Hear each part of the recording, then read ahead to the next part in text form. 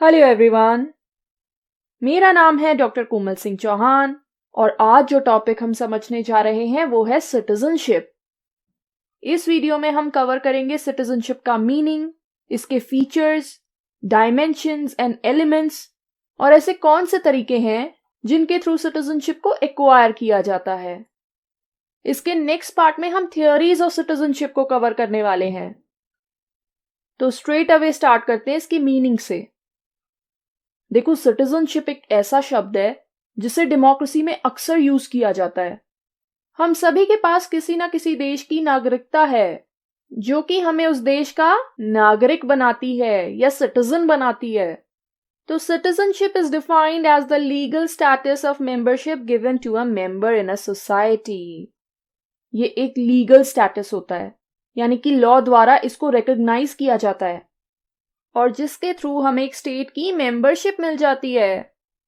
और citizenship citizens को ऐसी राइट्स एंड रिस्पॉन्सिबिलिटीज प्रोवाइड करती है जो कि सिर्फ स्टेट की मेंबरशिप के बाद ही एक इंडिविजुअल इंजॉय कर सकता है। तो अगर आपके पास सिटीजनशिप नहीं है, आप कुछ राइट्स एंड रिस्पॉन्सिबिलिटीज को इंजॉय नहीं कर सकते हो। और ये कौन सी राइट्स एंड रिस्पॉन्सिबिलिटीज हैं, ये मैं थोड़ी देर में बताने वाली हूं। अगर हम बात करें सिटीजनशिप के कॉन्सेप्ट की इमर्जेंस की, तो ये कॉन्सेप्ट ग्रीक सिटी स्टेट्स के टाइम से ही इमर्जेंस में है। वहीं से ही इसका ओरिजिन माना गया है। रोमन एम्पायर के समय में भी एग्जिस्टेंस में थी और फ्रेंच रेवोल्यूशन ने सिटीजनशिप के कॉन्सेप्ट को पॉपुलराइज किया।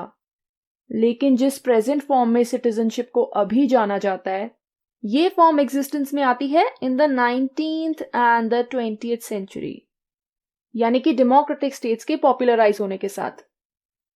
जो सिटीजनशिप का कॉन्सेप्ट ग्रीक सिटी स्टेट्स में एग्जिस्ट करता था वो प्रेजेंट टाइम से डिफरेंट था। कैसे डिफरेंट था, इसको मैं फीचर्स में एक्सप्लेन करने वाली हूं। वहीं टीएच मार्शल, जो कि एक इंग्लिश सोशियोलॉजिस्ट थे, उनकी डेफिनेशन को सिटीजनशिप की सबसे अप्रोप्रिएट डेफिनेशन माना गया है, जिसमें वो सिटीजनशिप को एक ऐसे स्टेटस के तौर पर डिफाइन करते हैं जो कि एक कम्युनिटी के फुल टाइम मेंबर्स को दिया जाता है और जिनके पास भी सिटीजनशिप का स्टेटस होता है वो सभी equal rights and duties possess करते हैं बिना किसी डिस्क्रिमिनेशन के। तो सिटीजनशिप एक इंडिविजुअल को आइडेंटिटी प्रोवाइड करती है। एक इंडिविजुअल से सिटीजन बन जाता है, उस देश का नागरिक बन जाता है और जो भी उस स्टेट की पॉलिटिकल प्रोसेसेस होती हैं या प्रक्रियाएं होती हैं उसमें वो पार्टिसिपेट कर सकता है, वोट कर सकता है, खुद भी इलेक्शन लड़ सकता है, किसी पॉलिटिकल पार्टी को ज्वाइन कर सकता है और ये सब वो इसीलिए कर सकता है क्योंकि उसके पास सिटीजनशिप है। So citizenship is the right to have rights. ये भी हम कह सकते हैं सिटीजनशिप के बारे में कि एक ऐसा राइट है जिसके थ्रू हमें राइट्स मिलते हैं। एक मेंबर अपनी स्टेट की टेरिटरी के विद इन जितनी भी एक्टिविटीज होती हैं उसमें वो पार्टिसिपेट कर सकता है as a result of citizenship. वो अपनी स्टेट की टेरिटरी में कहीं भी फ्रीली घूम सकता है अपनी मर्जी से, एसोसिएशंस फॉर्म कर सकता है, अपनी स्टेट के जिस भी एरिया में चाहे जॉब कर सकता है। तो इस प्रकार वो डिफरेंट एक्टिविटीज में पार्टिसिपेट कर सकता है। तो इससे क्या डेफिनेशन बनी सिटीजनशिप की? ये मेंबरशिप का ऐसा लीगल स्टेटस है जो कि एक पॉलिटिकल कम्युनिटी या स्टेट के मेंबर को प्रोवाइड किया जाता है और जिसके थ्रू वो मेंबर कुछ राइट्स एंड प्रिविलेजेस एंजॉय कर सकता है। इंग्लिश में भी मैं इसको रिपीट कर देती हूं। Citizenship is defined as the legal status of membership given to a member in a political community which allows the individual to enjoy rights and privileges। ये होती है सिटीजनशिप की प्रॉपर डेफिनेशन। अब आ जाते हैं सिटीजनशिप के कैरेक्टरिस्टिक्स पर। सबसे पहला कैरेक्टरिस्टिक तो यही है कि ये एक लीगल स्टेटस है, एक देश के लॉ द्वारा या कस्टम द्वारा इसको रिकॉग्नाइज किया जाता है। तभी एक इंडिविजुअल सिटीजन बनता है किसी स्टेट का या स्टेट के किसी पार्ट का, जैसा कि यूएसए में होता है जहां पर फेडरलिज्म है। वहां पर एक इंडिविजुअल यूएसए का सिटीजन तो है ही है, साथ ही साथ उसके पास अपनी फेडरल स्टेट की भी सिटीजनशिप होती है क्योंकि वहां पर ड्यूअल सिटीजनशिप का कॉन्सेप्ट है। और सिटीजनशिप को पोजेस करने के लिए कुछ लीगल रिक्वायरमेंट्स को मीट करने की, पूरा करने की जरूरत होती है। ये रिक्वायरमेंट्स गवर्नमेंट द्वारा ही सेट की जाती हैं। जैसे कि सिटीजनशिप के लिए आपको उस स्टेट में बॉर्न होना जरूरी है, या आपके पेरेंट्स में से किसी एक के पास उस स्टेट की सिटीजनशिप होनी चाहिए। इसके अलावा सिटीजनशिप एक टू वे ट्रैफिक होता है सिटीजन्स और गवर्नमेंट के बीच में।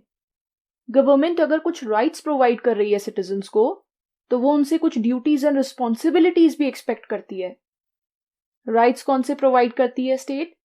Like right to freedom of expression, right to vote, right to contest elections. और सिटीजन्स की कौन सी रिस्पॉन्सिबिलिटीज होती हैं स्टेट की तरफ? टैक्सेस पे करना, स्टेट के प्रति एलिजेंस दिखाना, उसे सपोर्ट करना। तो सिटीजन्स के पास ये राइट्स, ड्यूटीज एंड रिस्पॉन्सिबिलिटीज होती हैं। एलियंस और नॉन सिटीजन्स के पास ये नहीं होती हैं, और अगर होती भी हैं तो इनमें से कुछ ही राइट्स अवेलेबल होते हैं। फुल पॉलिटिकल राइट्स सिर्फ एक सिटीजन के पास ही होते हैं, नॉन सिटीजन के पास नहीं। वो वोट नहीं कर सकते हैं, जैसे कि इंडिया के केस में है। आर्टिकल 15, 16, 19, 29, 30 ये ऐसे राइट्स हैं जो सिर्फ और सिर्फ सिटीजन्स के पास हैं। तो ये एक एडवांटेज होती है सिटीजनशिप होने की। और एक पर्सन के पास एक से ज्यादा स्टेट की सिटीजनशिप हो सकती है, क्योंकि कई ऐसे देश हैं जो ड्यूअल सिटीजनशिप अलाउ करते हैं, जैसे कि Denmark, France, Finland, Hungary, Italy.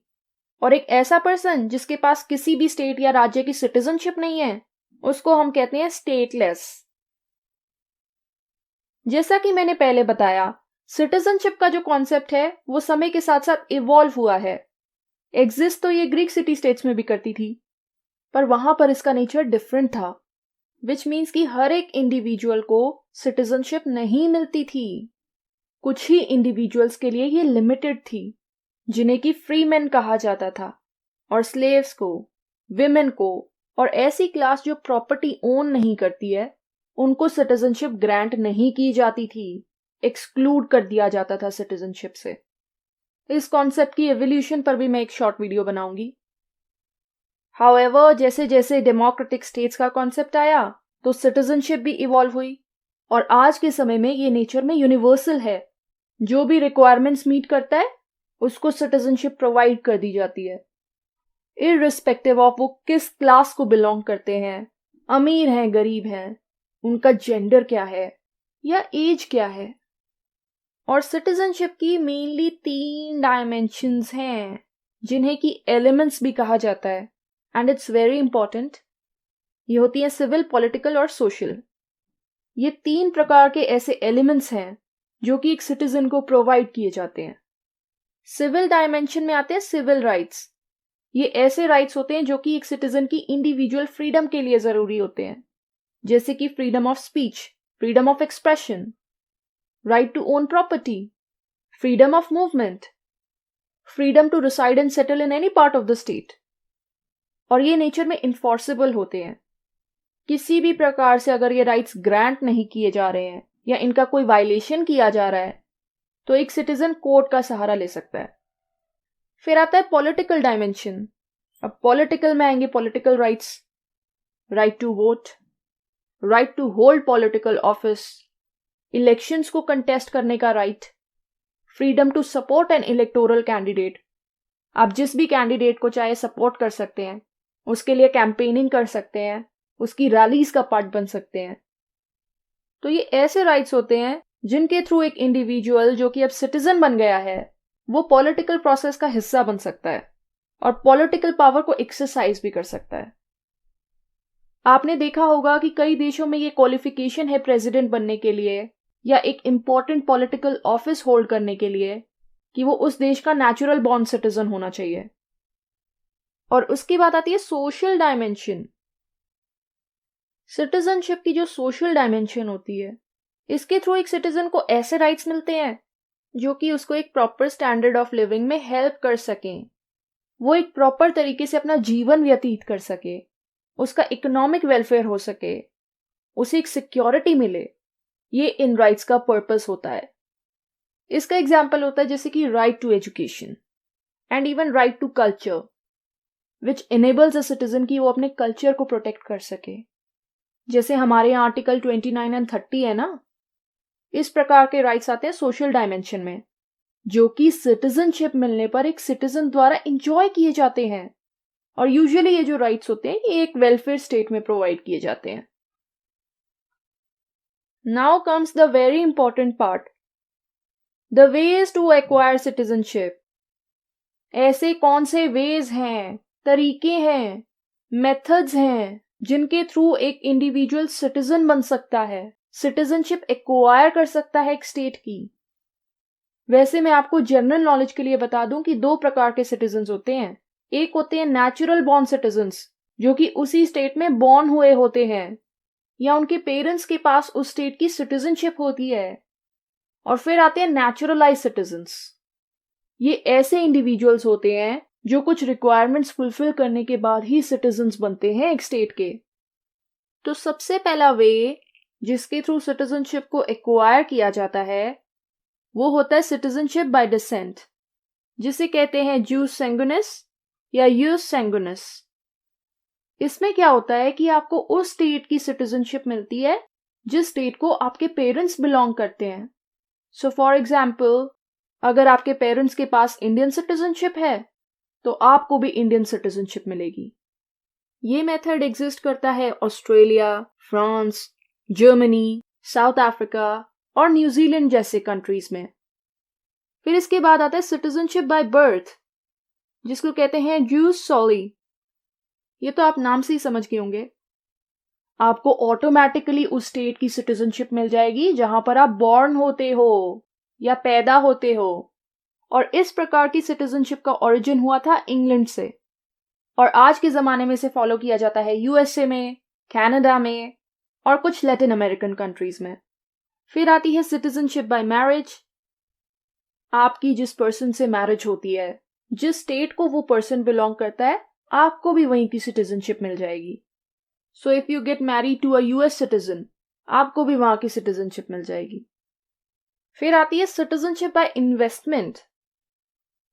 Now कुछ ऐसे देश हैं जो उन लोगों को सिटीजनशिप ग्रांट करते हैं जो वहां पर मॉनेटरी इन्वेस्टमेंट करें, पैसे की इन्वेस्टमेंट करें, उनके देश में प्रॉपर्टी खरीदें, तो वो देश आपको सिटीजनशिप ग्रांट कर देते हैं।